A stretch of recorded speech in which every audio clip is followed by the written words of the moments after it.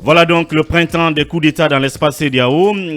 Donc l'inquiétude qui gagne du terrain cabinet. La CEDEAO insiste, elle a fait un communiqué, le communiqué numéro 2 qui est paru hier. Et parallèlement, les putschistes aussi mettent en garde contre toute velléité d'intervention, puisque cette velléité aussi, elle prend forme depuis les 24 dernières heures. On entend qu'il y a des réunions qui ont eu lieu comme quoi on va mobiliser les forces pour venir intervenir au Niger. Oui, effectivement, le communiqué numéro 2 de la CEDEAO dit donc suivre avec préoccupation croissante les développements en cours au Niger. Et la CEDEAO marque justement la prise du pouvoir par le commandement militaire, donc l'état-major plutôt qui annonçant la prise du pouvoir par les forces armées nigériennes. La CEDEAO rejette par principe la plus grande vigueur ce communiqué publié et qui condamne donc le coup de force, et elle exige justement la libération immédiate du président Bazoum. On ne sait pas où est-ce qu'il est. On nous dit qu'il est encore gardé à la résidence en bonne santé. Est-ce que tout ça peut être vérifié? La CEDEAO renouvelle sa ferme opposition à tout changement de pouvoir politique par des moyens anticonstitutionnels. Donc c'est en gros la trame de ce communiqué numéro 2 de la CEDEAO. On apprend que soit dimanche ou lundi, sous l'initiative de Tinibou, du président Tinibou, une session extraordinaire va être convoquée pour stabler justement sur le cas du Niger. C'est encore le grand flou, puisqu'on ne sait pas effectivement qui est aujourd'hui dirige effectivement le pays. On sait que c'est les militaires. L'état-major a fait un communiqué pour soutenir cet état de fait-là. Encore une fois, on ne sait pas en réalité entre ceux qui déclarent avoir pris le pouvoir, qui sont effectivement. Est-ce que c'est Bazoum, puisqu'on a vu un tweet hier qui a été repris aussi par la présidence de la République. Est-ce que c'est écrit effectivement par le président Bazoum? C'est l'imbroglio total au Niger. Ce qui est vrai, c'est qu'il y a une insécurité qui prend forme, et l'instabilité institutionnelle et politique est avérée aujourd'hui, et on se rend bien évidemment compte qu'en réalité la CEDEAO reste principiaire de ces communiqués-là, mais aujourd'hui les patrons du pays restent ces putschistes-là, et M. Bazoum est incarcéré quelque part. Est-ce qu'il faut s'attendre à des rapports de force entre une force d'intervention qui viendrait commandité par la CEDEAO et les putschistes, avoir donc le ton qui monte entre les deux entités, Yaraï? Pour le moment, rapport de force, non. Moi, je dirais non, puisque la CEDEAO, la carte qu'elle peut justement mettre en avant, c'est prendre des sanctions. Pourquoi pas des sanctions ciblées contre les auteurs du putsch, mais de là à constituer cette force anti-coup d'État pour justement aller dans la force avec les putschistes, je ne crois pas que cela est possible pour le moment, puisque cette force dont nous parlons n'est pas encore suffisamment constituée en fait. Elle n'existe pas, la force. Non, c'est les forces nigérianes qui vont venir. Pas totalement selon les constituée. informations qu'on a, c'est que Tinubu va dépêcher des forces spéciales, n'est-ce pas, qui viendraient du Nigeria et qui opéreraient cette intervention. Entre autres informations informelles, en tout cas, qui circulent. Mais écoutez, qu'est-ce qui vous dit justement que même le Nigeria est à l'abri de ce phénomène, puisque nous ne touchons pas. Qu'est-ce qui vous dit que le Nigeria n'est pas à l'abri? Oui, c'est ce que moi je me dis en fait. Si le Nigeria est prêt à prendre son armée pour aller combattre au Nigeria parce qu'il y a eu coup d'État, je pense que au Niger, pardon, parce qu'il y a eu coup d'État, je pense que c'est pas assez réaliste. Ce qui est déjà fait est fait. Maintenant, vous avez des moyens de répression comme les sanctions traditionnelles. Prenez les sanctions traditionnelles, mais après, je ne pense pas que la force dont on parle soit puisse être mise en exergue pour pouvoir mettre fin à ce qui se passe. Ce qui est déjà fait est fait. Il faut voir d'autres moyens pour pouvoir justement dissuader d'autres pays, mais au Niger, c'est déjà consommé. Oui, cabinet, un petit mot. En fait, la CEDEAO va se réunir, elle va faire les mêmes réunions, elle va dire quoi? Parce qu'aujourd'hui, on est devant un fait nouveau. Ce fait nouveau, il doit être sanctionné par une réaction nouvelle. Ce qu'il faut aujourd'hui, très rapidement, intervenir. Il y a une jurisprudence là-dessus. Le Sénégal, lorsque, comment il s'appelle déjà, Yaya Jammeh a voulu remettre en cause les résultats, mais le Sénégal est tout de suite intervenu. Bien. Et quand le putsch, quand en Guinée-Bissau, le putsch a été perpétré, une force d'interposition est arrivée. Aujourd'hui, c'est pas compliqué pour que le Nigeria mette en action ça, tout le monde le sait.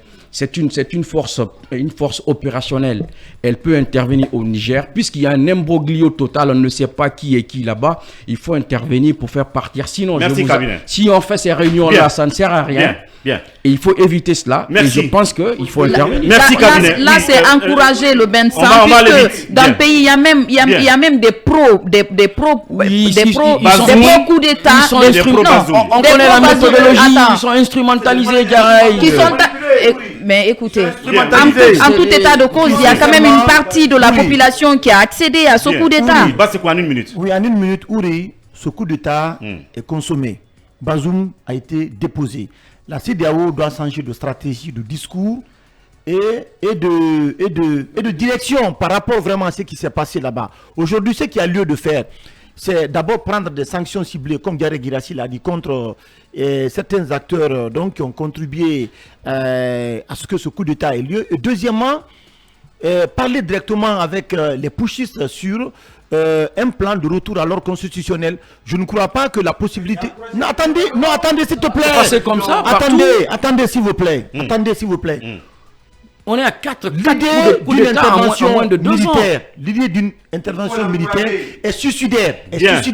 Parce que vous pensez que ceux qui ont pris le pouvoir par les armes du côté du Niger vont se laisser faire. Et ils ont prévenu. Ceux qui ont pris le pouvoir, c'est des plaisantins. Si tu vois qu'ils ont demandé. On va le laisser terminer. Non mais en fait, c'est pas nouveau ce qu'il dit là. L'idée d'une intervention militaire, c'est encourager un bain de sang du côté du Niger. Donc c'est pas réaliste. Je pense que ce n'est pas réaliste du tout. Il faut se rendre à l'évidence. Le peuple est pris au piège qui est arrivé. Franchement. Ce qui est arrivé, il y a beaucoup de niveaux de responsabilité. Et il faut laisser comme ça. La CEDEAO a laissé faire. Non, je pense que le problème, il faut le voir autrement. Il appartient à la communauté économique des États de l'Afrique de l'Ouest de travailler à ce que, comment on appelle, les chefs d'État qui viennent au pouvoir respectent les engagements qu'ils ont pris. Mais on a dépassé ce niveau, l'alternance. Ce qui s'est passé, c'est un coup d'État qui est déjà consommé. Il faut mettre en place d'autres stratégies pour amener ces pushistes à rendre le pouvoir. Et quand ils vont faire en Guinée-Bissau, ce sera consommé. Quand ils vont faire au Nigeria, ce sera consommé. Quand ils vont faire en Côte d'Ivoire, ce sera consommé. Pour le moment, la CEDEAO n'a aucun moyen militaire d'intervenir dans ces pays-là. Ce n'est pas possible. Oui, déjà à l'interne, il y a des tensions parce qu'il y a des pro-Bazoum. Il y a des pro-coups d'État qui défilent maintenant avec le drapeau de la Russie. Ça devient une contamination finalement. Et puis, il y a aussi le rapport de force qui se construit entre la CEDEAO et les pushistes eux-mêmes. Quelle issue envisager?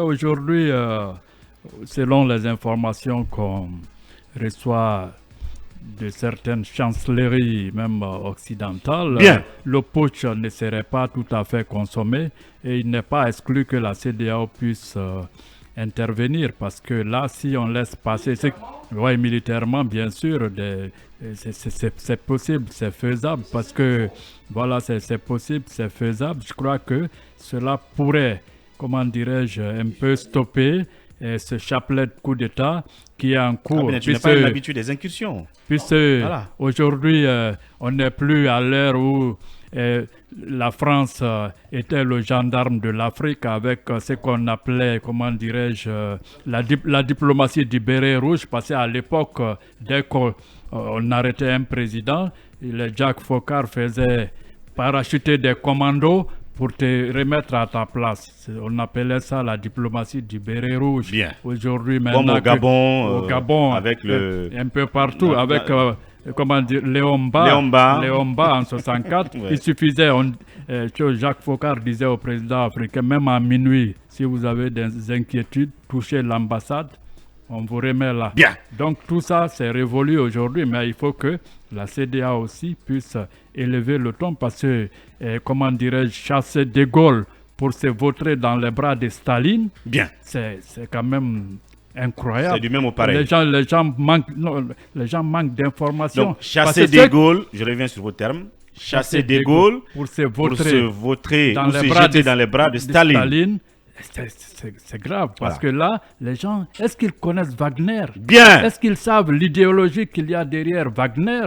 Et cette idéologie, c'est un peu comme des néo-nazis. Bien. Ils viennent un peu, comment dirais-je, je vois où vous voulez en venir. Donc, il faut que la jeunesse africaine fasse attention. Et il faut s'informer, je crois. Bien. Ce débat de haut niveau, on va le faire dans l'émission du dimanche, débat du monde sur la géopolitique, stratégie et tout le reste. Bien, on va écouter quand même Bazoum. Et Emmanuel et Lincoln vont se prononcer là-dessus, parce que certains disent quand même que, en réalité, les militaires ont raison de se frustrer quand un président dit que les terroristes sont plus forts que son armée. Et il y a cette interview quand même qui fait le tour et qui quand même, qui est en train de désarmer un peu tous ceux qui, depuis le 26, soutiennent quand même Bazoum. On va l'écouter si le son est disponible. Ces terroristes, ils sont plus forts que nos armées. Ils sont plus aguerris que nos armées. Et des civils ne peuvent pas leur faire face. Quand vous donnez des armes à des civils, vous êtes exposé à deux types de risques. Le risque qu'ils soient une proie, que les terroristes viseraient délibérément avec des intentions cruelles, vous les exposez et ça devient de la chair à canon. L'autre risque, c'est qu'ils ne sont pas militaires. Et vous n'avez aucune idée de leur moralité individuellement. Vous donnez à des civils que vous ne connaissez pratiquement pas et des armes et vous les lâchez dans la nature, ils peuvent en abuser. Vous avez bien entendu, vous ne rêvez pas. C'est bien le président du Niger, Mohamed Bazoum. Ça va, on a l'essentiel. Oui, Emmanuel. Moi, je pense que, évidemment, la question sécuritaire dans l'espace sahélien, ça, ce n'est plus un débat. Ce qu'il dit, évidemment, c'est un peu exagéré aussi. Parce que ça peut expliquer, entre autres, la frustration de l'armée et cette rébellion quand le président, je pense que le commandant en chef des forces armées dit ça. Je pense que le coup d'État n'a pas de rapport avec ça. Il faut qu'on se dise la vérité. Ça ne peut pas avoir ses raisons cachées ici. Non, le coup d'État ne peut pas tirer son explication dans ça. Une de ses explications. Parce qu'il y a quand même une chose qu'il faut reconnaître, c'est que quand les terroristes frappent, ils font des victimes, ils se retirent. Évidemment, ça veut dire que quelque part, dans une circonstance bien précise, ils ont un pouvoir de frappe qui dépasse celui de l'armée. Parce que généralement, l'armée vient quand ils sont passés. Donc ça, c'est une évidence. On ne peut pas tirer l'explication de coup d'État dans ça. C'est pas possible. Et d'ailleurs, on a dit... mais l'avouer... S'il vous plaît. Non, quand même. Permettez. Non, mais attention. Non. Quand vous voulez parler de tout ce qu'on a, nous, la Guinée, non. Tu veux faire le répertoire de nos... Tu veux faire le répertoire de ce qu'on a comme armement. Quand j'ai parlé de l'exagération... On vous dit que c'est pas possible. Donc c'est comme si vous dévoilez votre stratégie. Mais oui, il faut que vous me permettez de parler. Allez-y, en 30 secondes. Quand j'ai parlé de l'exagération, c'est justement quand cela vient d'un chef d'État et que c'est mis sur la place publique. Ce sont des choses, évidemment, c'est secret défense. Mais évidemment, le citoyen lui-même sait. Parce que si vous avez des déplacés internes sur votre territoire, vous avez des gens qui ne peuvent pas résider dans leur localité, ça veut dire que ces localités sont aux mains de quelqu'un qui est plus fort que celui qui est censé y être. Et ça, c'est l'armée. C'est l'armée qui est la police, la gendarmerie qui est censée y être. Quand ça tombe sous le contrôle terroriste, ça veut dire que c'est eux les plus forts. C'est une évidence, mais il faut pas jouer non plus avec la morale de la troupe. Par contre, ce que je voudrais quand même dire par rapport à cette intervention supposée que la CEDEAO prépare, je suis tout à fait d'accord avec ceux qui pensent que c'est l'occasion, en tout cas la porte ouverte à un bain de sang. Parce que, quoi que l'on dise aujourd'hui, Kabine pense que c'est des plaisantins, ce n'est pas des plaisantins, ce sont des responsables, des généraux de l'armée nigérienne qui se sont arrêtés devant la télévision, qui ont fait ces communiqués pour dire qu'ils ont pris les choses en main. Et vous ne les connaissez pas, Kabine. Moi, j'ai envie quand même de dire que prendre aujourd'hui des troupes, le Nigeria ne peut pas envoyer plus d'hommes que le Niger en ait sur son territoire. Et aujourd'hui, l'effet des surprises n'existe plus. La réussite d'une telle opération réside dans l'effet des surprises. Aujourd'hui, ces gars savent que la CEDEAO prépare quelque chose. Vous pensez qu'ils sont en train de dormir sur leur donc c'est pas réaliste. Il ne faut pas qu'on crée un bain de sang. D'autant plus qu'on ne sait pas où, on ne sait pas où se trouve le président Bazoum. Cette intervention pourrait conduire à sa mort à lui aussi. Il faut qu'on sorte de cette Merci Emmanuel. Lincoln peut être très bref. Il faut déloger ces putschistes. Ce sont des plaisantins. Quand des militaires évoquent des raisons sécuritaires pour prendre le pouvoir, où ils sont ces militaires? Le patron de la sécurité présidentielle, il était là au temps de Issoufou. C'est lui qui est encore là, mais il a sa part dedans. Il se dit aussi qu'il ne voulait pas quitter son poste parce qu'il y a un remaniement qui était en cours et tout, et que c'est l'une des raisons. Je vous dis que ces putschistes-là sont des plaisantins. Bien. Mais allez au Burkina, le pays a perdu la moitié du territoire. Allez au Mali, depuis qu'ils sont là, qu'est-ce qu'ils ont fait? Il faut les déloger, il faut mettre une force en place. Et comment les déloger? Pour aller les déloger. Sans faire un bain de sang. Il faut aller par la force, les déloger. Ils ne sont même pas armés. Puisque c'est que Bazoum a dit, nos armées africaines, mais c'est la réalité.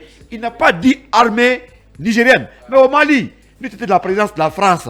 Mais le Mali se l'a pris aussi. Mais c'est pas lui. Ça, vous savez très bien. Armée que ce sont des plaisantins. Il faut les déloger par la force. Merci. On ne peut pas diriger un pays par les armes. Bien. Allez, dossier d'enquête.